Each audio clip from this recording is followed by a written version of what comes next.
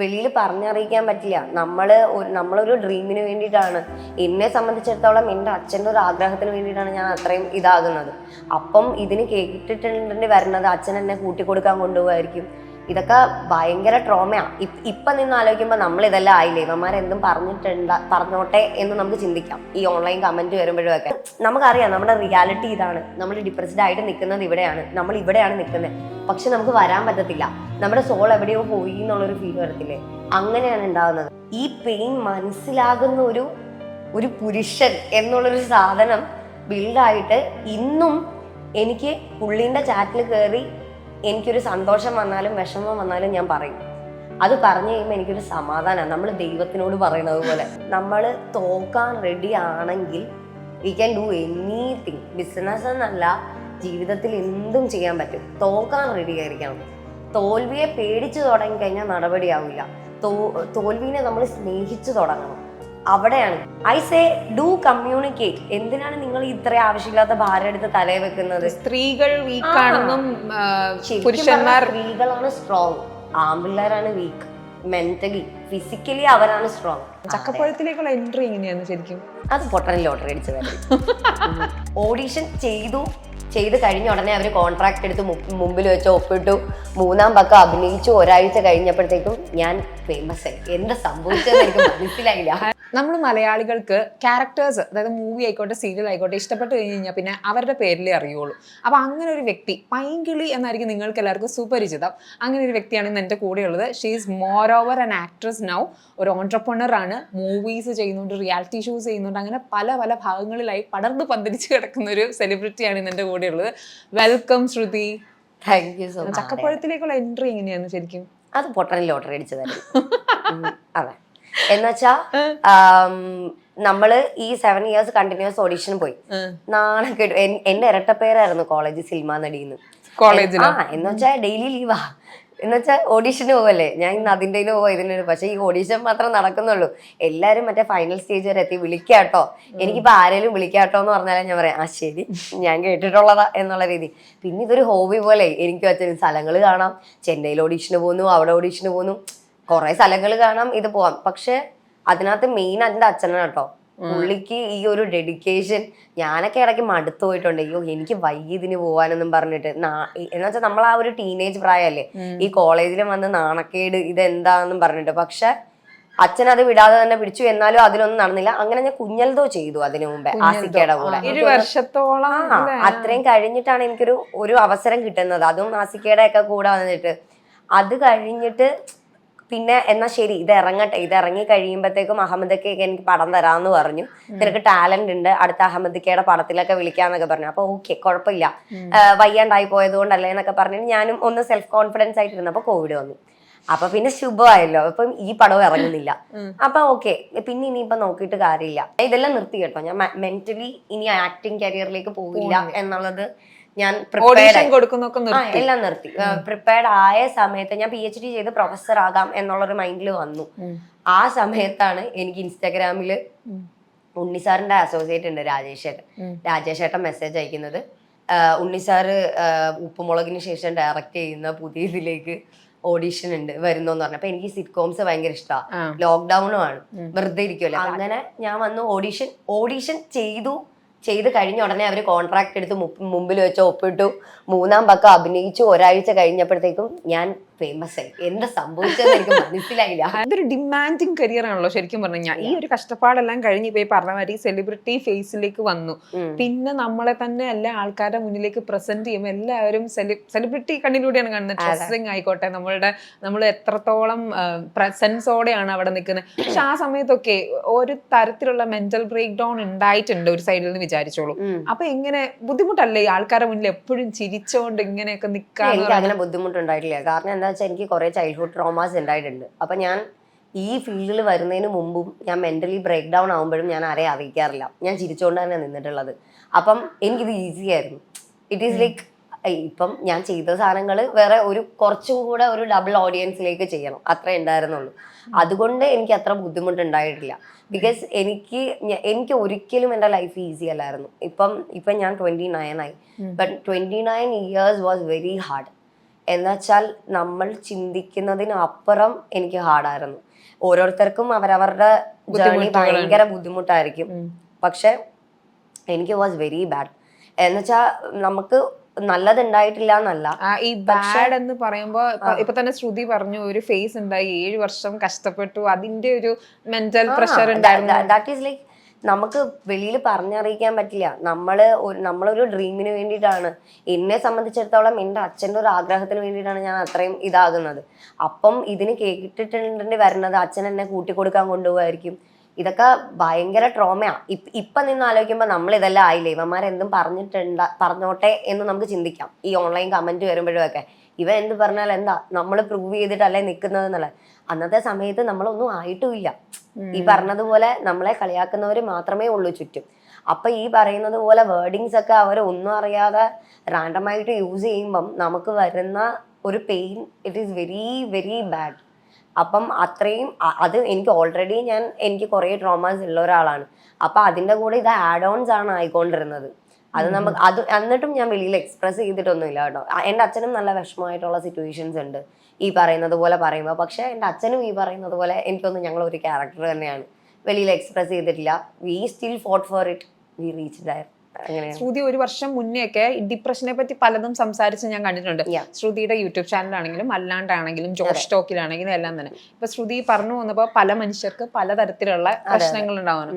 അപ്പൊ ശ്രുതിക്ക് എന്താ തോന്നുന്നത്? ഇപ്പൊ നമ്മള് സ്ത്രീകൾ പ്രത്യേകിച്ചും എനിക്ക് മൂഡ് സ്വിങ്സ് വരും, നമുക്ക് എല്ലാവർക്കും മൂഡ് സ്വിങ്സ് വരും.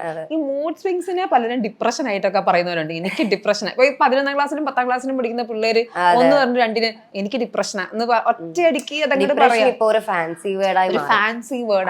ബിക്കോസ് എന്താ വെച്ചാൽ ഇപ്പൊ ആരെന്ന് ചോദിച്ചു കഴിഞ്ഞാൽ അതൊരു ആലങ്കാരികമായിട്ട് യൂസ് ചെയ്യാൻ പറ്റുന്നത്. എനിക്ക് ഡിപ്രഷൻ ആണെന്ന് പറയാം. ഓക്കെ, ഡിപ്രഷൻ ആണ്. എനിക്ക് തന്നെ അറിയാവുന്ന സുഹൃത്തുക്കളുണ്ട് ഡിപ്രഷൻ ആണെന്ന് പറഞ്ഞ് ഞാൻ എന്നിട്ട് ഹെൽപ്പ് ഔട്ട് ചെയ്തിട്ട് വരുമ്പം ഇവർക്ക് പണിയെടുക്കുന്ന കാര്യം വരുമ്പോൾ മാത്രമേ ഉള്ളൂ ഡിപ്രഷൻ. പണിയെടുക്കാതെ നമുക്ക് സിനിമയ്ക്ക് പോയാലും മറ്റേ ബീച്ചിൽ പോയാലും കറങ്ങാൻ പോയാലും ഒന്നും ഒരു ഡിപ്രഷനും ഇല്ല. അല്ല, ഞാനത് ചോദിക്കാൻ വരുന്നത്, അതായത് മീൻസ് ഇത്രത്തോളം പറയുന്ന ഒരു വ്യക്തി എന്ന നിലയിൽ how do you define depression എന്ന് പറഞ്ഞു കഴിഞ്ഞാൽ എന്താ ശരിക്കും പറഞ്ഞാൽ ഇത്രയും കണ്ടുവന്നു? ലുക്ക്, ഓരോരുത്തർക്കും ഡിപ്രഷൻ ഡിഫറെന്റ് ആണ്. പക്ഷെ നമുക്ക് അതൊന്ന് ഐഡന്റിഫൈ ചെയ്യണം. There is anxiety, there is depression, there is mood swings. ഇതെല്ലാം എന്നും പറഞ്ഞ് ഇതൊന്നും നിസാരമാണെന്നല്ല. നമുക്ക് ചിലപ്പോൾ ആൻസൈറ്റി ഉണ്ടാവും, ചിലർക്ക് ചില ഇൻസെക്യൂരിറ്റീസ് കാരണം ആൻസൈറ്റി ഉണ്ടാവും. അപ്പം നമുക്ക് ഈ പറയുന്ന പോലെ പാനിക് അറ്റാക്സ് വരാം. ആൻസൈറ്റി ഈസ് ഓൾസോ ഭയങ്കര ക്രൂഷ്യലാണ്. നമുക്ക് ഈ പാനിക് അറ്റാക്സ് എന്നൊക്കെ പറയുന്നത് അത് ഹാൻഡിൽ ചെയ്യാൻ അത്ര ഈസി അല്ല. കാരണം ചുറ്റുമുള്ളവർ പൊടി നീ അഭിനയിക്കാം എന്നുള്ളൊരു സാധനം വരും. അപ്പൊ അതത്ര എളുപ്പമൊന്നും അല്ല പാനിക് അറ്റാക്സ് ഒക്കെ ഹാൻഡിൽ ചെയ്യുന്നത്. അതുപോലെ തന്നെ ഈ ഡിപ്രഷൻ എന്ന് പറഞ്ഞാൽ കുറച്ചുകൂടെ ഡീപ്പാണ്. എന്നുവെച്ചാൽ നമുക്കൊരു പോയിന്റ് കഴിയുമ്പോഴല്ലോ we cannot feel anything. Pain ആണെങ്കിലും ഒന്ന് കരയാൻ പറ്റത്തില്ല. ഇപ്പൊ ഈ പറയുന്നത് പോലെ ചിരിക്കണോ, ചിരിച്ച് കാണിച്ചു തരാം, നിങ്ങൾക്ക് വേണമെങ്കിൽ ഞാൻ ചിരിക്കാം. ആ ഒരു സ്റ്റേജിലേക്ക് പോകും. നമുക്കൊരു മന്ദതയായിരിക്കും. ഇതിനകത്തൊന്നും നമുക്ക് യാതൊരു അഭിപ്രായങ്ങൾ ഉണ്ടാവില്ല, നമുക്ക് യാതൊരു എതിർപ്പുണ്ടാവില്ല. നമ്മളെ പറ്റി അങ്ങനെയാണോ, ശരി ഞാൻ അങ്ങനെയാണ്, അങ്ങനല്ലേ, ഓക്കെ ഞാൻ അങ്ങനെയല്ല. ഇതൊരു ഭയങ്കര ഒരു വോയിഡാണ്. ഒരു വോയിഡ് ക്രിയേറ്റ് ചെയ്യും. ഇപ്പം ഞാനൊരു ഒരു ഒരു ഒരു സാധനം എന്തെങ്കിലും ആയിക്കോട്ടെ, ഇപ്പൊ പേര് തന്നെ അമ്മുനെ ഞാൻ അമ്മൂ എന്ന് മാത്രം പറഞ്ഞിട്ട് ഇത് ഞാൻ റെക്കോർഡ് ചെയ്ത് തരാം, ഇത് ലൂപ്പിലിട്ടിട്ട് ചെവിയിൽ വെച്ചിട്ട് ഒരു 2 മണിക്കൂർ ഇരുന്നോളാൻ പറഞ്ഞാൽ എന്തായിരിക്കും അവസ്ഥ? അതുപോലെയാണ് നമുക്ക് ചില കാര്യങ്ങൾ ചിലപ്പോൾ നമുക്ക് ട്രോമ വന്നപ്പം ഇതായിട്ടുണ്ടാവും. ഈ വേർഡ് ആരെങ്കിലും പറഞ്ഞു കഴിയുമ്പോൾ പിന്നെ നമ്മൾ ഈ ലൂപ്പിലായിരിക്കും കിടക്കുന്നത്. നമുക്ക് ഇതിൽ നിന്ന് നമുക്കറിയാം നമ്മുടെ റിയാലിറ്റി ഇതാണ്, നമ്മൾ ഡിപ്രസ്ഡ് ആയിട്ട് നിൽക്കുന്നത് ഇവിടെയാണ്, നമ്മൾ ഇവിടെയാണ് നിൽക്കുന്നത്. പക്ഷെ നമുക്ക് വരാൻ പറ്റത്തില്ല, നമ്മുടെ സോൾ എവിടെയോ പോയി എന്നുള്ളൊരു ഫീൽ വരത്തില്ലേ? അങ്ങനെയാണ് ഉണ്ടാകുന്നത്. ഞാൻ കുറേ കഷ്ടപ്പെട്ടു. പക്ഷെ എനിക്കറിയില്ല ഇത് എല്ലാവർക്കും വർക്കൗട്ട് ആവുന്നത്. എനിക്ക് തോന്നുന്നു ഒരു ഭൂരിഭാഗം പേർക്കും വർക്കൗട്ട് ആണ്. കാരണം ഞാൻ ഈ പറയുന്നത് പോലെ പലർക്കും പലതായിരിക്കും വർക്കൗട്ട് ആവുന്നത്. ഞാൻ കൗൺസിലിംഗ് ഒക്കെ ട്രൈ ചെയ്തിട്ടുള്ളതാ. എനിക്കതൊന്നും വർക്കൗട്ട് ആയിട്ടില്ല. കാരണം എൻ്റെ ട്രോമാസ് കൂടുതലും ഉണ്ടായിട്ടുള്ളത് ഞാൻ ഓപ്പൺ അപ്പ് ആവാത്തതിന്റെ പ്രശ്നം കൊണ്ടാണ്. എനിക്കത് പറ്റത്തില്ലായിരുന്നു നേരത്തെ തൊട്ടേ. തുറന്ന് സംസാരിക്കാനുള്ള ബുദ്ധിമുട്ടുണ്ട്. അത് പറ്റത്തില്ല. എനിക്ക് ഭയങ്കര ട്രസ്റ്റ് ഇഷ്യൂസ് ഉള്ള ഒരാളാണ്. അപ്പൊ എനിക്ക് ട്രസ്റ്റ് ഇഷ്യൂസ് കാരണം എന്റെ ശരിക്കും ബോഡി റിയാക്ട് ചെയ്യും. എനിക്കൊരു പോയിന്റ് എനിക്ക് അൺകംഫർട്ടബിൾ ആയിട്ട് തോന്നുമ്പോഴത്തേക്ക് എന്റെ ബോഡിയിൽ ഇവിടെയൊക്കെ ഇങ്ങനെ ചുറിഞ്ഞ് ചുമക്കാനൊക്കെ തുടങ്ങും. അങ്ങനെ ബോഡി റിയാക്ട് ചെയ്യും എനിക്ക് അത്രയും സിവിയർ ആയി പോയി കഴിഞ്ഞാൽ. അപ്പൊ അങ്ങനെ ഉള്ള ഒരാളാണ് ഞാൻ. അപ്പൊ എനിക്കിത് എന്താണ്, എനിക്കിതിന്ന് വെളിയിൽ വരാൻ പറ്റാത്ത, എനിക്ക് ആ പെയിൻ എന്താണ്, ഇത് ഞാൻ കുറേ ചിന്തിച്ച് ഭ്രാന്തെടുത്തിട്ടുണ്ട് എനിക്ക്. അത് കഴിഞ്ഞ് ഞാൻ ഓവർകമ്മിങ് ഡിപ്രഷൻ എന്ന് പറഞ്ഞിട്ട് എനിക്ക് ഇതുപോലെ തന്നെ ഡിപ്രസ്ഡ് ആയിട്ടിരുന്നപ്പം ഇൻ ബിറ്റ്വീൻ ഒരു 1 year ബാക്ക്, 1 year ആയിട്ടില്ല തോന്നുന്നു, 1 year ആകുന്നേ ഉണ്ടാവുള്ളൂ. അപ്പം വാട്ടെവർ അറൌണ്ട് 1 year ബാക്ക് ഞാൻ ഇവിടെ പോയിരുന്നു, കണ്ണൂര്. എൻ്റെ ഫ്രണ്ടിന്റെ വീടുണ്ട് അവിടെ. അവന്റെ അടുക്കെ പോയി കുറച്ച് ദിവസം 2 ദിവസം അവിടെ നിൽക്കാന്ന് പറഞ്ഞ് അവിടെ പോയപ്പോഴും എനിക്ക് ഡിസ്ട്രാക്റ്റഡ് ആവാൻ പറ്റുന്നില്ല ഒന്നിലേക്കും. എന്റെ ശ്രദ്ധിക്കാനും ഒന്നും പറ്റുന്നില്ല. എന്റെ തലയിൽ എനിക്ക് ആരെങ്കിലും വന്നിങ്ങനെ സുഖമാണോ എന്ന് ചോദിക്കുമ്പോഴേ എനിക്ക് ഇറിറ്റേറ്റഡ് ആവുകയാണ്. അപ്പോഴാണ് ഈ ബുക്ക് കാണുന്നത്. ഈ ബുക്ക് വായിച്ചു തുടങ്ങി കഴിഞ്ഞപ്പം I really want to say എന്താണ് എൻ്റെ റൂട്ട് കോസ് എന്ന്. ഞാൻ ഇന്നേ വരെ എൻ്റെ റൂട്ട് കോസ് എന്താണ്, അത് എനിക്ക് ഫൊഗീവ് ചെയ്യണമെന്നുള്ളൊരു സാധനം വന്നിട്ടില്ല. അപ്പം ഇതിനകത്ത് ഓരോ ക്വസ്റ്റ്യൻസ് ചോദിക്കുന്നുണ്ട്. ഞാൻ ഈ ക്വസ്റ്റ്യൻസിന് ചുമ്മാ ഇരുന്ന് ആൻസർ ചെയ്യാൻ നോക്കി. അങ്ങനെ ആൻസർ ചെയ്ത് വന്നപ്പം ഐ ഫൗണ്ട് ഔട്ട് എനിക്ക് എന്താണ് പ്രശ്നം, എൻ്റെ റൂട്ട് കോസ് എന്താണെന്നുള്ളത് ഞാൻ കണ്ടുപിടിച്ചു. അപ്പോഴാണ് ഐ ഫെൽറ്റ് റിലീവ്ഡ്. ഓക്കെ, കുഴപ്പമില്ല, എനിക്ക് വലിയ പ്രശ്നമൊന്നും ഇല്ലാന്ന്. അത് കഴിഞ്ഞ് എനിക്ക് ഇന്നവരെ അങ്ങനെ ഡിപ്രസ്ഡ് ആയിട്ടില്ല. ഇപ്പോൾ ശ്രുതി നിൽക്കുന്ന ഒരു സ്റ്റേജ് എന്ന് പറഞ്ഞു കഴിഞ്ഞാൽ യു ആർ എന്തൊന്ന് ഇടിച്ചാലും എന്നെ ഏക്കില്ല. ആ ഒരു അതാ ഞാൻ പറഞ്ഞത്. ഇപ്പം ഞാനിപ്പോ എന്റെ ബിസിനസ് തുടങ്ങിയിട്ടുണ്ട്. ബിസിനസ് തുടങ്ങിയതിൽ വരുന്നതും നമ്മളൊരു എന്താ പറയാ, നമുക്കൊരു ബിസിനസ് തുടങ്ങുന്നതിന് മുമ്പ് നമ്മൾ ആദ്യം പഠിക്കേണ്ട കാര്യം എന്താണെന്നറിയോ? ഫെയിലിയേഴ്സ്. അത് ഞാൻ എല്ലാ എന്റർപ്രണേഴ്സിനോടും പറയും. കാരണം നമ്മൾ തോക്കാൻ റെഡി ആണെങ്കിൽ we can do anything. Business എന്നല്ല, ജീവിതത്തിൽ എന്തും ചെയ്യാൻ പറ്റും. തോക്കാൻ റെഡി ആയിരിക്കണം. തോൽവിയെ പേടിച്ചു തുടങ്ങിക്കഴിഞ്ഞാൽ നടപടിയാവില്ല. തോൽവിനെ നമ്മൾ സ്നേഹിച്ചു തുടങ്ങണം. അവിടെയാണ് എൻ്റെ ഈ 29 വർഷത്തിലും തോൽവി മാത്രമേ ഉണ്ടായിട്ടുള്ളൂ. ഈ പറഞ്ഞ 2ാം ക്ലാസ്സിൽ തോറ്റത് തൊട്ട് അങ്ങോട്ടേക്ക് മൊത്തം എന്ന് വെച്ചാൽ നമ്മൾ ഫേസ് ചെയ്യുന്നതിൻ്റെ എക്സ്ട്രീം ഉണ്ടല്ലോ. നമ്മൾ എല്ലാം കൊണ്ടും ജീവിതത്തിൽ തോറ്റ് ഇനി ഒന്നും ഇല്ല. ചിലർക്ക് ഇപ്പൊ തന്നെ പിള്ളേരെയൊക്കെ ഞാൻ കണ്ടിട്ടുണ്ട്. ചിലരുടെ പേരൻസ് നിനക്ക് എന്താ ഫസ്റ്റ് കിട്ടാഞ്ഞത്. ഇപ്പൊ ഒരു അവിടെ ഫിസിക്കലി ആ കുട്ടി തോറ്റുപോയി. പക്ഷെ അവിടെ അതെന്തിനാണെന്ന് പറയുന്നത്, ആ കുട്ടി എഫേർട്ട് ഇട്ടു, ഇറ്റ്സ് ഓക്കെ, നീ നിന്റെ അടിപൊളിയായിട്ടാ ചെയ്തതെന്ന് പറഞ്ഞു വിടേണ്ട കാര്യമുള്ളൂ. പക്ഷെ അവിടെ പറയുന്നത് എന്താ, മറ്റവൻ കണ്ടോ, അവൻ ഓടി എത്തിയത് കണ്ടോ, നീ ഇങ്ങനെ നടന്നോ, നിനക്ക് ഇങ്ങനെ ഇരുന്നിട്ടാ, നീ കഴിക്കണ്ട, നീ മുട്ടയും പാലും കുടിക്കാത്തോണ്ടാ. What dude. നമ്മുടെ ഓരോരുത്തരുടെയും ശരീരഘടന വ്യത്യാസമാണ്. ഓരോരുത്തർക്കും ഇപ്പം ഞാൻ പഠിത്തത്തിൽ നല്ല ഉഴപ്പായിരുന്നു. ഞാൻ +2 എനിക്ക് +1 ഞാൻ തോറ്റുപോയതാ. +1 ഞാൻ പറഞ്ഞു, എനിക്ക് തോൽവിയുടെ കഥ പറയാൻ തോൽവി മാത്രമേ ഉണ്ടായിട്ടുള്ളൂ. +1 തോറ്റ് എന്നെ സ്കൂളിൽ നിന്ന് പുറത്താക്കിയതാണ്. എന്നിട്ട് ലാസ്റ്റ് എൻ്റെ പേരൻസ് വന്ന് ഇനിയും തോറ്റു കഴിഞ്ഞാൽ ഞങ്ങൾ ഈ സ്കൂളിൽ നിന്ന് മാറിക്കോളാം, സ്കൂളിൽ യാതൊരുവിധ ബന്ധവും ഇതിനില്ല, സ്കൂൾ ഉത്തരവാദികളല്ലാന്ന് എൻ്റെ പേരൻസ് വന്ന് എഴുതി കൊടുത്താലേ തിരിച്ച് കയറ്റുള്ളൂ. +2 ക്ലാസ് അപ്പം തുടങ്ങി, തിരിച്ച് കയറ്റുള്ളൂ എന്ന് പറഞ്ഞ്, എന്താണെന്ന് വെച്ചാൽ എക്സാം എഴുതിയെങ്കിലും കയറ്റുള്ളൂ എന്ന് പറഞ്ഞ് ഇത് വന്ന് എഴുതി കൊടുത്തു. എന്നിട്ട് ഞാൻ തിരിച്ചു പോയ തലേ നിറച്ച് മുല്ലപ്പൂവൊക്കെ വെച്ചിട്ട് കണ്ണൊക്കെ എഴുതി ഒരുങ്ങിയാണ്. തോറ്റേൻ്റെ ഒരു കുഴപ്പം എനിക്കില്ലായിരുന്നു. ഇറ്റ് ഈസ് ലൈക്ക് ഞാൻ അന്ന് തോൽവി ഭയങ്കര എന്ന് വെച്ചാൽ എന്റെ വീട്ടിൽ നിന്ന് ചീത്ത വിളിച്ചിട്ടില്ലെന്നല്ല, കേൾക്കാത്തതൊന്നും ഇല്ല. ഒന്ന് ആലോചിച്ചൊക്കെ നാണക്കേടാണ്. എന്റെ വീട്ടിലെ എല്ലാരും മറ്റേ full A+ കൂടിയാ പാസ്സായിക്കൊണ്ടിരിക്കണേ. അപ്പോഴാണ് എനിക്ക് 80-8 മാർക്ക് ഫിസിക്സിന്. Look, physics is not my subject. അതിപ്പം എനിക്കൊന്നും ചെയ്യാൻ പറ്റത്തില്ല. പക്ഷെ ഞാൻ എൻറൂട്ട് ചെയ്ത്, ഞാൻ ഈ പറഞ്ഞ പോലെ ഏവിയേഷൻ വന്നപ്പോഴും എനിക്ക് ആദ്യം മാർക്ക് ഉണ്ടായിരുന്നു. പക്ഷെ എനിക്ക് എക്സാം ടൈം ആയപ്പോഴത്തേക്കും ഞാൻ കോളേജിൽ ജോയിൻ ചെയ്തു, വയനാട്. അപ്പൊ എനിക്ക് കുറച്ചുകൂടെ കോളേജ് ലൈഫ് ഞാൻ എൻജോയ് ചെയ്യാൻ തുടങ്ങിയപ്പോ ഇവിടെ ഉഴപ്പി. എനിക്കൊരു 4 മാർക്കിന് ഏവിയേഷൻ്റെ പേപ്പർ പോയത്, അത് എഴുതിയെടുക്കായിരുന്നു ഞാൻ. പക്ഷെ എഴുതിയെടുത്തില്ല. അവിടെയും തോൽവി. അവിടെ വീണ്ടും വീട്ടുകാരുടെ വായിക്കുന്നത് മൊത്തം ഞങ്ങളുടെ പൈസ കളയാൻ വേണ്ടിയിട്ടെന്നും പറഞ്ഞ് കേട്ടോണ്ടേ ഇരിക്കാം. നമ്മളിപ്പോൾ കണ്ടിന്യൂസ്ലി നമ്മളിങ്ങനെ കേട്ടോണ്ടേ ഇരിക്കുകയാണ്. അപ്പം ഈ ഫിസിക്കൽ ആയാലും മെന്റൽ തോൽവി ആയാലും we have to bounce back. കാരണം അത് നമ്മൾ ഫേസ് ചെയ്യണം. നമ്മളിത് കണ്ടിന്യൂസ്ലി ഫേസ് ചെയ്ത് വരുമ്പം നമുക്കിത് എങ്ങനെ ടാക്കിൾ ചെയ്യാന്ന് മനസ്സിലാവും. ഇപ്പം നമുക്ക് നമ്മളുടെ സ്ട്രെങ്ത് മനസ്സിലാവും. ഇപ്പം ഞാൻ പോയി ഒരു ഡോക്ടറായി കഴിഞ്ഞാൽ ഞാനൊരു നല്ല തോൽവിയായിരിക്കും. ഒന്നാമത്തെ കാര്യം, എനിക്ക് എൻ്റെ കയ്യിൽ മുറിഞ്ഞാൽ എനിക്ക് കുഴപ്പമില്ല, എനിക്ക് വേറെ ആരുടെങ്കിലും കണ്ടു കഴിഞ്ഞാൽ കപ്പ തലർക്കം വരും. അപ്പം ഇറ്റ് ഈസ് ലൈക്ക് എനിക്ക് പറഞ്ഞിട്ടുള്ള പണിയല്ല ഡോക്ടർ. ഞാനൊരു എഞ്ചിനീയർ ആയി കഴിഞ്ഞാൽ ഞാൻ ഉണ്ടാക്കുന്ന ആ വീട് കെട്ടിടം പൊളിഞ്ഞ് താഴെ വീടും എന്നുള്ള കാര്യത്തിൽ യാതൊരു ഡൗട്ടില്ല. Self realisation definitely, because that is not my cup of tea. അതെന്റെ അല്ല. അപ്പം ഐ റിയലി അപ്രീഷിയേറ്റ്. കാരണം എന്താ വെച്ചാൽ അത്രയും ബുദ്ധിയും വിവരവും ഒക്കെ ഉണ്ടെങ്കിൽ ഈ ഡോക്ടറായിട്ടും എഞ്ചിനീയർ ആയിട്ടും, കാരണം ഇത് ഇത്രയും കാൽക്കുലേറ്റ് ചെയ്ത് ഒരു ബിൽഡിങ് അവിടെ കെട്ടിപ്പണിത് എടുക്കണം. ഓരോ പ്രൊഫഷനും, ഈവൻ ഞാനൊരു ഷെഫ് ആയാലും അവിടെയും തോൽവിയായിരിക്കും. എന്ന് വെച്ചാൽ ഇന്ന് ആത്മവിശ്വാസത്തോടെയാണ് ഇതെല്ലാം പറയുന്നത്. അതാണ് വേണമെന്ന് ഞാൻ പറയുന്നത്. നമുക്കൊരു സെൽഫ് കോൺഫിഡൻസ് വേണം. അത് നമുക്ക് നമ്മുടെ ഇപ്പൊ വരുന്ന ജനറേഷന്റെ പ്രശ്നം എന്താണെന്നറിയോ, അത് അവർക്ക് ചെയ്യാൻ അറിയില്ല എന്ന് പറയുന്നത് ഭയങ്കര ഒരു നാണക്കേട് പോലെയാണ്. അയ്യോ ഇതെനിക്ക് എങ്ങനെ അറിയില്ല എന്ന് പറയുന്നത്. പക്ഷെ ഞാൻ നല്ല അഭിമാനത്തിലാണ് പറയുക, എനിക്കത് ചെയ്യാൻ അറിയില്ല. അറിയാത്ത പണി ഞാൻ ചെയ്യാൻ പോവാറുമില്ല. എന്തിനാണ് വെറുതെ? ബിക്കോസ് നമുക്ക് അറിയാവുന്ന പണി ചെയ്യുക എന്നുള്ളതാണല്ലോ. അപ്പം അതിലെന്താ അറിയാം, അതിൽ നമുക്കൊരു ഇഷ്ടം വേണം അതിനോട്, നമുക്ക് ചെയ്യുന്ന ഒരു ജോലിയോട്. ഇപ്പൊ ഞാൻ പ്രൊഫസർ ആവാൻ പോയതും എന്നെ ആരും നിർബന്ധിച്ചിട്ടല്ല. I really like that. എന്റെ കൂടെ പഠിച്ചവരോട് ചോദിച്ചാൽ അറിയാം, എനിക്ക് നന്നായി പഠിപ്പിക്കാൻ അറിയാം.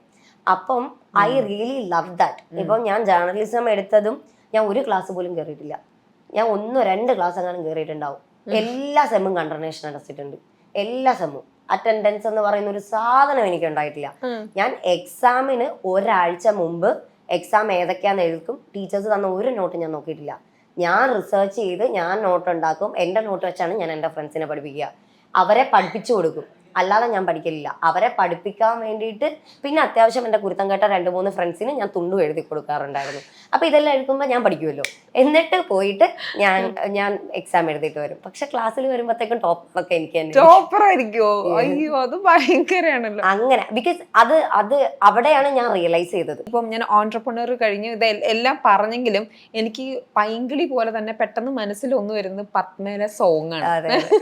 പത്മേലെ സോങ് അത് ഇത്ര സെൻഷ്യസ് ആയിട്ട് പെർഫോം ചെയ്തപ്പോ ഇത് ചെയ്യുന്നതിന് മുന്നേ എന്തെങ്കിലും ഒരു തോട്ട് ഉണ്ടായിരുന്നു, ഈശ്വര ഞാൻ ഇതൊക്കെ ചെയ്താൽ ശരിയാവോ, അല്ലെങ്കിൽ ആരെങ്കിലും എന്തെങ്കിലും ജഡ്ജ് ചെയ്യാൻ. ഒരു ആക്ടർ എന്ന് പറയുമ്പോൾ പലതും ചെയ്യണം, എന്നാലും അതൊരു ഭയങ്കര നന്നായിട്ട് ചെയ്തിട്ടുണ്ട്. ഇപ്പൊ സിത്താര ചേച്ചിയുടെ സൗണ്ടും ആ ഒരു പെർഫോമൻസും ഒക്കെ കൂടി വരുമ്പോൾ നമുക്കത് മറക്കില്ലായിരുന്നു എന്നാണ് ഞാൻ വിശ്വസിക്കുന്നത്. അത് ചെയ്യുന്നതിന് മുന്നേ എന്തെങ്കിലും ഒരു തോന്നലുണ്ടായിരുന്നു, അത് ശരിയാവോന്ന്, അങ്ങനെ എന്തെങ്കിലും ഉണ്ടായിരുന്നു? ഉണ്ടായിരുന്നില്ല. എനിക്ക് അങ്ങനത്തെ പ്രശ്നമൊന്നും ഇല്ല. I always look for my comfortability. എനിക്കത് കംഫർട്ടബിൾ ആണോ എന്നുള്ളൊരു ക്വസ്റ്റ്യന് മാത്രമേ ഞാൻ അത് ആൻസർ ചെയ്യാറുള്ളൂ. അല്ലാതെ വേറെ ഒരു ക്വസ്റ്റ്യൻസും ഞാൻ ആൻസർ ചെയ്യാറില്ല. കാരണം എന്താണെന്ന് വെച്ചാൽ അതിൻ്റെ ആവശ്യമില്ല. എനിക്ക് കംഫർട്ടബിൾ ആയിട്ടുള്ള ഒരു കാര്യമാണെങ്കിൽ ഐ ആം ഫൈൻ എന്നുള്ളതാണ്. ഞാൻ ഒരു കാര്യം മാത്രം അനൂപേടനോട് പറഞ്ഞത്, കോസ്റ്റ്യൂമിന്റെ കാര്യത്തിൽ ദിസ് ഈസ് ഇറ്റ്, ഇതാണ് എനിക്ക് ചെയ്യാൻ പറ്റുന്ന എക്സ്ട്രീം ലുക്ക്. അതിനകത്ത് ഇപ്പം ഡയറക്ടേഴ്സ് വ്യൂ ഉണ്ട്. ഈ പറയുന്നത് പോലെ അവർക്കിപ്പം എക്സ്പോസ് ചെയ്തിട്ടുള്ള ഒരു ഗ്ലാമറസ് ആയിട്ടുള്ള ഇതാണ് വേണ്ടത് എന്ന് പറഞ്ഞാൽ ഒരു പക്ഷെ എനിക്കത് ചെയ്യാൻ പറ്റില്ലായിരിക്കും. കാരണം എന്റെ കംഫർട്ടബിലിറ്റിയുടെ ഇഷ്യൂ ഉള്ളതുകൊണ്ട്. ഇത്രയും വരെ എനിക്ക് എക്സ്പോസിങ് ഈസ് ഫൈൻ എന്നുള്ളത് പറഞ്ഞ അനൂപേട്ടൻ never look, he is very very very senior actor. Okay, എന്നിട്ട് എന്നോട് ഒരിക്കൽ പോലും ആ കോസ്റ്റ്യൂമിന്റെ കാലത്ത് തലയിട്ടിട്ടില്ല. ഒന്ന് ആലോചിക്കുക, പുള്ളിയുടെ ഇത്രയും വലിയൊരു പടത്തില് കംപ്ലീറ്റ്ലി നീ നിനക്ക് ഇഷ്ടമുള്ള പോലെ ചെയ്തോ എന്ന് പറഞ്ഞ് വിട്ട, അതിന്റെ കൊറിയോഗ്രാഫി ആവട്ടെ എല്ലാം നീ നിനക്ക് ഇഷ്ടമുള്ളതുപോലെ ചെയ്തോ എന്ന് പറഞ്ഞ് വിട്ടിരിക്കുന്ന ഒരു മനുഷ്യൻ. കൊറിയോഗ്രാഫി ഞാൻ തന്നെയാണ് ചെയ്തത്. അപ്പോ ഇറ്റ് ഈസ് ലൈക്ക് എനിക്ക് ഒരുമാതിരി ഭയങ്കര ഭയങ്കര ഹാപ്പിനെസ് ആണതാ. പിന്നെ ഈ പറഞ്ഞ പോലെ ഈ സോങ് ഈ പടത്തിനകത്ത് ഇല്ലായിരുന്നു. കാരണല്ലേ ആ പാട്ടിനാണ് കളിക്കാൻ പറഞ്ഞത്. എന്നിട്ട് ഞാനിത് മൊത്തം അവിടെ സ്പോട്ട് കൊറിയോഗ്രാഫി ചെയ്യുന്ന കണ്ട് അനൂപേട്ടൻ പറഞ്ഞു നീ ലിപ്പില്ലാതെ ഒന്നുകൂടെ ചെയ്യാൻ പറഞ്ഞു. എന്നിട്ട് എനിക്ക് സിത്താര ചേച്ചീനെ ഭയങ്കര ഇഷ്ടമാണ്. അതെനിക്ക് സർപ്രൈസ് ആയിരുന്നു ശരിക്കും. എന്നിട്ട് എനിക്ക് വേണ്ടി അനൂപേട്ടൻ എഴുതിച്ച് കമ്പോസ് ചെയ്ത് സിത്താര ചേച്ചീനെ കൊണ്ട് പാടിച്ച പാട്ടാണിത്. അപ്പം എനിക്ക് ഈ IBSന്റെ ഇഷ്യൂ വരുന്നതിന് മുന്നെയാണ് നമ്മൾ ഇതിന്റെ ഫസ്റ്റ് പോർഷൻ ഷൂട്ട് ചെയ്തത്. അത് കഴിയുമ്പോൾ അറിയാം എനിക്ക് അസുഖമായി, ഞാൻ കിടന്ന് കഴിഞ്ഞ് ഞാൻ എഴുന്നേറ്റ് വന്ന് ഹോസ്പിറ്റലിൽ നിന്ന് വന്ന് കഴിഞ്ഞിട്ടാണ് ഞാൻ നേരെ ഈ പാട്ടിൻ്റെ ഐറ്റം സോങ് ചെയ്യുന്നത്. ആ സമയത്ത് ചേട്ടൻ പറഞ്ഞു നീ ചെയ്യ് പറ്റുമെന്ന് പറഞ്ഞ് വയനാട് വന്നിട്ട് അവിടുന്ന് ചെയ്യുന്നത്. ഞാൻ ഈ പാട്ടിന്റെ ആ വിഷ്വൽസിന്റെ ടൈമിൽ ആ ഗ്ലാമർ വിഷ്വൽസ് വരുമ്പോൾ ഞാൻ നല്ല മെലിഞ്ഞിട്ടുള്ള മറ്റേതിൽ ഭയങ്കര എളുപ്പമായിരുന്നു. ഒരു അസുഖം വന്നാൽ മതിയായിരുന്നു. അല്ല, അസുഖത്തിന്റെ കാര്യം പറഞ്ഞപ്പോൾ ഞാൻ ശ്രുതി എവിടെയൊക്കെ പറയുന്ന കേട്ടിട്ടുണ്ട്, എനിക്ക് പല മൂവീസിന്റെ ചാൻസ് തന്നെ മിസ്സായി പോയിട്ടുണ്ട്. അതൊന്ന് പറയാമോ? എനിക്കറിയില്ല, ഇപ്പോഴും ലീനായിട്ടിരിക്കുന്നത് കൊണ്ട് നമ്മുടെ ക്യാരക്ടറിന് ഇത്രയും മെലിഞ്ഞാൽ പറ്റില്ല. ഇപ്പം ഈവൻ നമുക്ക് അത്രയും ക്ലോസ് ആയിട്ടുള്ളവർ തന്നെ ധ്യാൻ ചേട്ടന്റെ അനിയത്തിയായിട്ട്, ധ്യാൻ ചേട്ടൻ അനിയത്തി എന്ന് പറയുമ്പോൾ കുറച്ചുകൂടെ വണ്ണം വേണം. ഐ ഡോണ്ട് നോ, ഇപ്പൊ അനിയത്തിയും ചേട്ടനും ഒരേപോലെ ഇരിക്കണമെന്ന് നിർബന്ധമുണ്ടോ? ഇപ്പം ഈ പറയുന്ന പോലെ എനിക്ക് അറിയാവുന്നത് തന്നെ അറിയാം, ചേട്ടന്റെ കൂടെ ചെയ്യാൻ വന്നിരുന്നു. പക്ഷെ ഈ പറയുന്നത് പോലെ ഇതെന്ന് പറഞ്ഞ അനിയത്തി ശരിക്കും നിങ്ങൾ രണ്ടുപേരും കോമ്പോ നല്ല രസമുണ്ടായിരുന്നു എനിക്ക് തോന്നുന്നു. അപ്പൊ അങ്ങനെയൊക്കെ പറഞ്ഞിട്ട് കുറെ എനിക്ക് പോയിട്ടുണ്ട്. പിന്നെ അതും ഈ പറഞ്ഞ പോലെ തോൽവി കാറ്റഗറി വരുന്നോണ്ട് ആയിടും ആദ്യമൊക്കെ എനിക്ക് ഭയങ്കര വിഷമമായിരുന്നു. പിന്നെ ഈ പറയുന്ന പോലെ ഇറ്റ്സ് ഓക്കെ, നമുക്ക് ഒരു ടൈം വരും. അത് എൻ്റെ ലൈഫ് കൊണ്ട് തന്നെ എനിക്ക് പ്രൂവൺ ആണ്. അപ്പൊ എനിക്ക് മോട്ടിവേഷന് വേറെ ആരെയും നോക്കേണ്ട കാര്യമില്ല. പയ്യെ മതി, ധൃതി ഒന്നുമില്ല, സൗകര്യാർത്ഥം പറ്റുമ്പോ വന്നാ മതി എന്നുള്ള രീതിയിലാണ് നിൽക്കുന്നത്. ഇപ്പൊ ഈ പലരും പറയുന്നുണ്ടായിരിക്കുമല്ലോ, എന്ത് നന്നായി ഇരുന്ന കുട്ടി ഇങ്ങനെ മെലിഞ്ഞ് പോകുന്നു, LBS എന്ന് പറഞ്ഞുകൊണ്ട് തന്നെ അതിന്റെ ആ അസുഖത്തെ പറ്റിയിട്ടൊന്ന് പറയാൻ പറ്റുമോ? ഇറിറ്റബിൾ ബൗൾ സിൻഡ്രം, അതാണ് അതിന്റെ പേര്. അത് നോർമലി അൾസർ വരുന്നവർക്കും ഒക്കെ വരാൻ സാധ്യതയുണ്ട്. അതെന്താ വെച്ചാൽ നമ്മുടെ ഈ കുടലുണ്ടല്ലോ, അതിനകത്ത് മൊത്തം പൊള്ളി പോകും. അപ്പം നമുക്ക് ഫുഡ് ഒന്നും കഴിക്കാൻ പറ്റില്ല. ഇത് വരാനുള്ള കാരണം എന്തെങ്കിലും? ഫുഡ് പോയ്സൺ തന്നെയാണ് എനിക്ക് വന്നത്. ഫുഡ് പോയ്സൺ കാരണം അതാണ് എനിക്ക് വന്നത്. മോസ്റ്റ്ലി ഫുഡിന്റെ ഇഷ്യൂസ് കാരണം തന്നെയാണ് ഇത് വരുന്നത്. സ്ട്രെസ് ഉണ്ട്, പിന്നെ ടെൻഷൻ വന്നു കഴിഞ്ഞാൽ ഭയങ്കര ട്രിഗർ ആവും. സ്ട്രെസ് ഒക്കെ വരുവാണെങ്കിൽ ഭയങ്കര പ്രശ്നമാണ് IBSന്. നമുക്ക് ഭയങ്കര മോഷൻ സിക്നസ്സും ആ ഒരു എന്താ പറയാ, നമുക്ക് ഭയങ്കരമായിട്ടുള്ള ഇറിറ്റേഷൻ വരും, വൊമിറ്റ് ചെയ്യാൻ വരലും, അങ്ങനെ ഭയങ്കര അബ്ഡോമൻ പെയിനും അങ്ങനെയൊക്കെ ആയിട്ട് വരും. അതൊക്കെ. പിന്നെ എനിക്ക് കുറേ വർഷങ്ങൾ എനിക്ക് ഫുഡ് കഴിക്കാൻ പറ്റുന്നുണ്ടായിരുന്നില്ല. ഞാൻ വെള്ളം, കഞ്ഞി, എന്നിട്ട് ഛർദിക്കും, അങ്ങനെ തന്നെയായിരുന്നു പോയിക്കൊണ്ടിരുന്നത്. എന്നിട്ട് ഞാൻ ആ സമയത്ത് ഷൂട്ട് ചെയ്തോണ്ടിരിക്കുകയാണ്. ഈ സോങ് അത് കഴിഞ്ഞ ഉടനെയാണല്ലേ ഷൂട്ട് ചെയ്തത്? സോങ് മാത്രമല്ല, ചക്കപ്പഴം കണ്ടിന്യൂസ് ചെയ്തതും എല്ലാം ഈ അസുഖമുള്ള ടൈമിൽ തന്നെയാണ്. ഇത് പറയുമ്പോൾ ചക്കപ്പഴത്തിനെ പറ്റി ഇതിനെ പറ്റി പറയുമ്പോൾ അടുത്ത പ്രൊജക്ട്സ് എന്തൊക്കെയാ വരുന്നതെന്നൊക്കെ എല്ലാവർക്കും ഒരു ഇതുണ്ടാവല്ലോ. ആസ് എൻ മൂവി ആണെങ്കിലും സീരിയൽസ് ആണെങ്കിലും അങ്ങനെ എന്തെങ്കിലും? ഇപ്പൊ ഞാൻ പറഞ്ഞ പോലെ മൂവി ഒന്നും കമ്മിറ്റഡ് ആയിട്ടില്ല. ഇതൊക്കെ തന്നെ ആയിരിക്കും ഇഷ്യൂ. I don't know. എനിക്ക് അറിയാവുന്ന ഒരുപാട് പേരുണ്ട് ഇൻഡസ്ട്രിയിൽ. പക്ഷെ ഈ പറയുന്ന പോലെ നമുക്ക് എന്ന് പറഞ്ഞ ഒരു മൂവി വന്നായിരുന്നു, പക്ഷെ സെയിം ആസ് പൈങ്കിളിയുടെ അതേ ക്യാരക്ടറാണ് വന്നത്. അപ്പൊ എനിക്ക് അതിനോട് താല്പര്യമില്ല. ഇപ്പൊ എന്താ വെച്ചാ, അത് ക്യാരക്ടറിനോടുള്ള ഇതുകൊണ്ടൊന്നും അല്ല കേട്ടോ. എനിക്ക് എന്നെ കാണിക്കാനുള്ള ഒരു അവസരം തരേണ്ടത് ഫിലിം മേക്കേഴ്സ് ആണ്. അപ്പം ഇവരെല്ലാരും വിചാരിച്ചിരിക്കുന്നത്, ഇപ്പൊ എനിക്ക് ഉണ്ണി സാർ അങ്ങനെ ഒരു അവസരം തന്നതുകൊണ്ടാണ് എനിക്ക് അത്ര സ്പോണ്ടേനിയസ് ആയിട്ട് ഒരു കോമിക് സാധനം ചെയ്യാൻ പറ്റും എന്നുള്ളത് എല്ലാവരും അറിഞ്ഞത്. അല്ലെങ്കിൽ എനിക്കൊരു റഗഡ് സാധനം ചെയ്യാൻ പറ്റും എന്നുള്ളത്. അപ്പം ഇതേപോലെ തന്നെ നമുക്ക് വേറൊരു പാറ്റേൺ ചെയ്യാൻ പറ്റും എന്ന് പ്രൂവ് ചെയ്യണം എന്നുണ്ടെങ്കിൽ അവരത് തന്നാലേ പറ്റുള്ളൂ. അപ്പം നമ്മൾ കണ്ടിന്യൂസ്, എന്നോട് സുരഭി ചേച്ചി പറഞ്ഞൊരു കാര്യമുണ്ട്, ഞാൻ ഈ പത്മ ചെയ്ത സമയത്ത്, നീ ഇത് അടിപൊളിയായിട്ട് ചെയ്തിട്ടുണ്ട്, നിനക്ക് ഇനി കുറെ വേലക്കാരി വേഷം വരും, ഞാൻ ചെയ്ത മിസ്റ്റേക്ക് അതാണ്, നീ അത് ചെയ്യരുത് എന്നും പറഞ്ഞിട്ട്. നമുക്ക് അപ്പ വിഷമം ഉണ്ടാവും, പടമല്ലേ കളയുന്നതെന്ന്, അത് ചെയ്ത് ടൈപ്പ് കാസ്റ്റ് ചെയ്യപ്പെടുമെന്നും പറഞ്ഞിട്ട്. That is very true. കാരണം നമുക്ക് വരുന്ന പടം ആ സെയിം പാറ്റേൺ തന്നെയാണ്, ഇത് തന്നെ. അതിനകത്ത് നമുക്കൊരു റിലവൻസും ഉണ്ടാവില്ല ആ ക്യാരക്ടറിന്. വരിക, ഈ അടിയുടെ പോവാ, അല്ലെങ്കിൽ ഇങ്ങനെ തിരിച്ച് സംസാരിക്കുക, അവിടെ എന്തെങ്കിലും.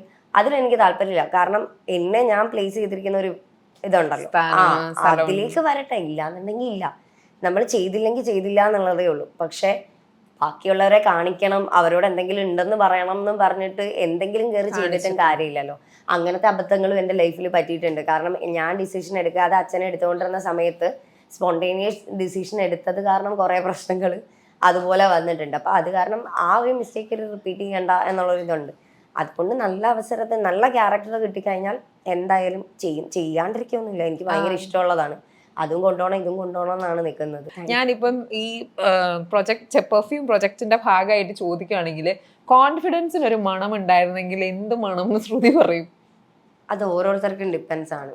എന്നെ സംബന്ധിച്ചിടത്തോളം കോൺഫിഡൻസിന് ഒരു മണം ഉണ്ടെങ്കിൽ എൻ്റെ അച്ഛൻ്റെ അഡിഡാസ് സ്പ്രേയുടെ മണമാണ്.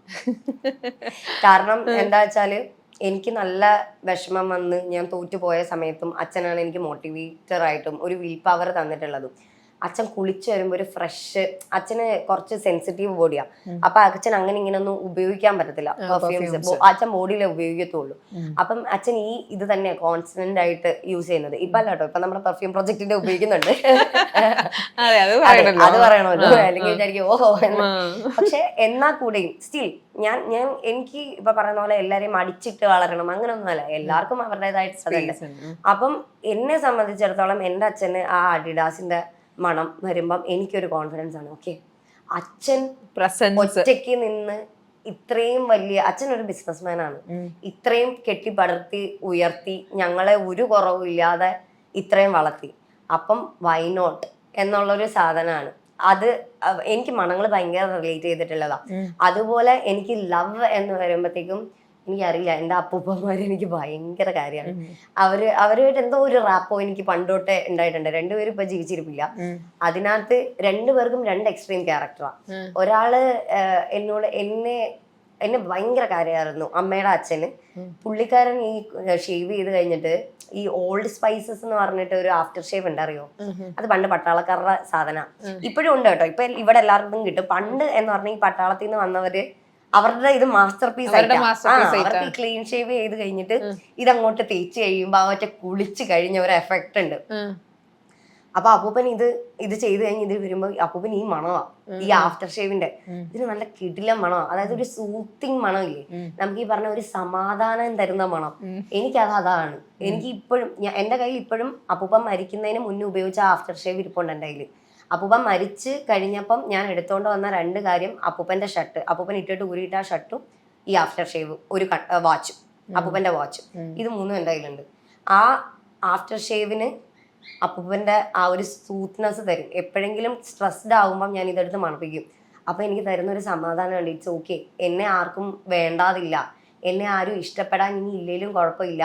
ഇവിടെ ആണെങ്കിലും ഫിസിക്കലി ഉണ്ടെങ്കിലും ഇല്ലെങ്കിലും എന്നെ സ്നേഹിക്കാനും സ്നേഹിച്ചിരുന്ന ഒരാളുണ്ട് എന്നുള്ളൊരു ഫീല് തരുന്നത് ആ ആഫ്റ്റർ ഷേവിന്റെ മണമാണ്. അതുപോലെയാണ് എൻ്റെ അച്ഛൻ്റെ അച്ഛൻ. പുള്ളി എന്താ പറയാ, ചെറിയ കാര്യങ്ങളും ഇമ്പോർട്ടന്റ് ആണ് നമ്മുടെ ലൈഫിൽ എന്ന് എന്നെ പഠിപ്പിച്ച ഒരാളാണ് ജയ്പിരി അപ്പൂപ്പൻ. ഞാൻ ജയ്പിരി അപ്പൂപ്പൻ, മറ്റേത് തിന്താരോ അപ്പൂപ്പൻ. എന്നുവെച്ചാൽ തിന്താരോ എന്ന് പറഞ്ഞാൽ നമ്മള് ഈ പാട്ട് പാടി എന്താ പറയാ. അപ്പൊ ആ തിന്താരോ അപ്പൂപ്പൻ എന്നാണ് അമ്മയുടെ അച്ഛനെ വിളിക്കുക. അച്ഛന്റെ അച്ഛൻ JP എന്നാണ്, ജനാർദ്ദനൻ നായർ. അപ്പൊ അങ്ങനെ JP അപ്പൂപ്പൻ എന്നാണ് വിളിച്ചോണ്ടിരുന്നത്. അപ്പൊ ജയ്പിരി അപ്പൂപ്പൻ എന്നാണ് വിളിച്ചിരിക്കുന്നത്. പുള്ളിക്ക് ഡാബർ അമലയുടെ എണ്ണയുടെ മണമാണ്. എന്നുവെച്ചാൽ പുള്ളിയുടെ സ്ഥിരം ഹോബി എന്താ വെച്ചാൽ രാവിലെ ആകുമ്പോ പുള്ളി പക്ക പങ്ക്ച്വാലിറ്റി, ഡിസിപ്ലിന്റെ കാര്യത്തിൽ പുള്ളി എല്ലാം നീറ്റായിട്ട് ഇതായി കുളിച്ച്, പുള്ളിയുടെ ഗാർമെന്റ്സ് എല്ലാം പുള്ളി തന്നെ കഴുകിയെല്ലാം ഇട്ട് വന്നിട്ട് കുളിച്ച് കഴിഞ്ഞിട്ട് അതേക്കുന്നത്. എന്നിട്ട് ഒരു ഇത്തിരി എണ്ണ എടുത്തിട്ട് ഇങ്ങനെ ഇട്ടിട്ട് തലയിൽ ഇങ്ങനെ അങ്ങ് ചീവി വെക്കും. സെറ്റായി. അപ്പൊ പട്ടാളക്കാരന്റെ ആ ഒരു നീറ്റ്നെസ് കിട്ടാൻ പുള്ളി അടുത്ത് വരുമ്പോ ഈ ഡാബ്രാമലയുടെ മണം, അതൊരു ഭയങ്കര നമുക്ക് എന്താ പറയാ, ആ ഒരു ഫുൾ ചൈൽഡ്ഹുഡില് ചെറിയ ചെറിയ കാര്യങ്ങളെ എക്സ്പ്ലോർ ചെയ്തിരുന്നതിന് എനിക്ക് ആ മണമാണ്. അപ്പം ഇങ്ങനെ ഓരോ മണങ്ങളും, ഇപ്പൊ എന്റെ അമ്മൂമ്മയാണെങ്കിൽ തന്നെ അമ്മയുടെ അമ്മ ആയിട്ടാണ് കൂടുതൽ കണക്റ്റഡ് ആയിട്ടിരുന്നത്. പുള്ളിക്കാരിക്ക് ഈ പെർഫ്യൂംസ് ഭയങ്കര ജീവനാ. അതുകൊണ്ട് തന്നെ അമ്മൂമ്മയ്ക്ക് ഈ എൻചാൻഡറിന്റെ പൗഡറിന്റെ മണമാണ്. എന്നുവെച്ചാ എന്റെ അമ്മാവൻ ഗൾഫിലായിരുന്നു. അപ്പൊ എനിക്കൊരു ഓർമ്മ വെച്ച് വന്നത് തൊട്ട് അമ്മാവൻ ഗൾഫിലാ. അപ്പം ഈ അമ്മാവൻ പോയിട്ട് വരുമ്പം ഈ പൗഡർ കൊണ്ടുവരും. അപ്പം അങ്ങ് വാരി പൊത്തു അങ്ങ് അത് കുറയ്ക്കത്തില്ല, മണം ഇങ്ങനെ വരണമല്ലോ. അപ്പൊ അതിന്റെ മണമാണ്.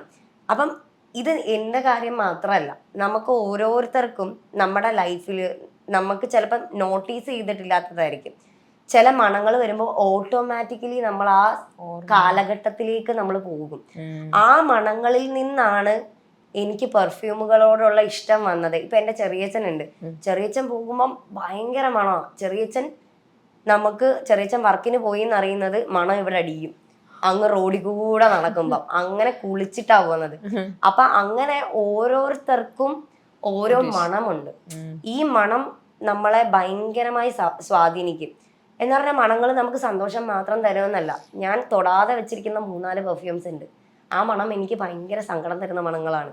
എൻ്റെ ലൈഫില് ഞാൻ തോറ്റിട്ടുള്ളതും ഞാൻ അതുപോലെ തന്നെ വിഷമിച്ചിട്ടുള്ളതും ഞാൻ ഒന്നുമല്ലാണ്ടായി പോയിട്ടുള്ള സമയത്ത് ഞാൻ യൂസ് ചെയ്തിരുന്ന പെർഫ്യൂംസ് ആണ്. ആ മണം ഓർക്കുമ്പം എൻ്റെ ഒന്നുമില്ലായ്മയിലേക്ക് ഞാൻ വീണ്ടും പോകും. ഞാൻ ആരുമല്ലാത്തതിലേക്ക് ആ മണങ്ങൾ എന്നെ കൊണ്ടുപോകും. പക്ഷെ അത് ഞാൻ ഇപ്പോഴും സൂക്ഷിച്ചു വെച്ചിട്ടുണ്ട്. ഈ ആരുമില്ലാതായതും ഈ ഒന്നുമില്ലാതായതും ആയതും എല്ലാം ആയിരുന്നതും ഇതെല്ലാമാണ് ഞാൻ. അപ്പം ഈ മണങ്ങളെല്ലാം, അതുകൊണ്ടാണ് നമ്മുടെ അതിൻ്റെ ടാഗ് ലൈൻ തന്നെ പറയുന്നത് with you in every step എന്ന്.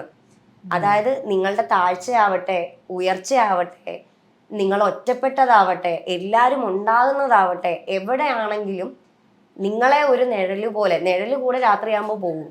പക്ഷെ ഞങ്ങൾ പോയില്ല. We respect your every emotion. ഇതിപ്പോൾ വിഷമമാണെങ്കിലും സന്തോഷമാണെങ്കിലും സങ്കടമാണെങ്കിലും ലെസ്റ്റ് ആണെങ്കിലും whatever it is, we will be there with U.